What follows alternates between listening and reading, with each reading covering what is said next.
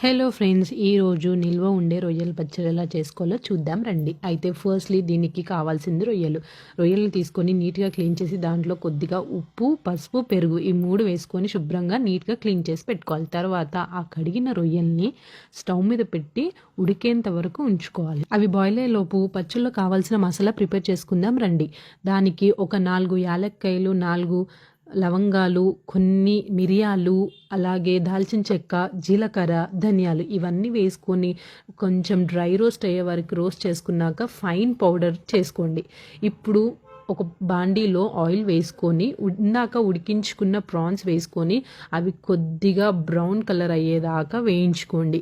ఇలా వేయించుకున్న ప్రాన్స్లో అప్పుడే నూరుకున్న అల్లం వెల్లుల్లి పేస్ట్ వేసుకొని అది కాస్త పచ్చి వాసన పోయేదాకా ఫ్రై చేసుకోండి. ఇలా ఫ్రై చేసుకున్న ఈ మిక్చర్లో ఇప్పుడు ఉప్పు, కారం, ధనియాల పొడి మీరు తినే టేస్ట్ తగ్గట్టు వేసుకోండి.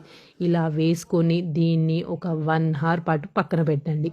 ఇది చల్లారిన తర్వాత దాంట్లో అప్పుడే పిండిన నిమ్మకాయ వేసుకొని సర్వ్ చేసుకోండి. వేడి వేడి అన్నంలో కలుపుకొని తినండి, అద్భుతంగా ఉంటుంది.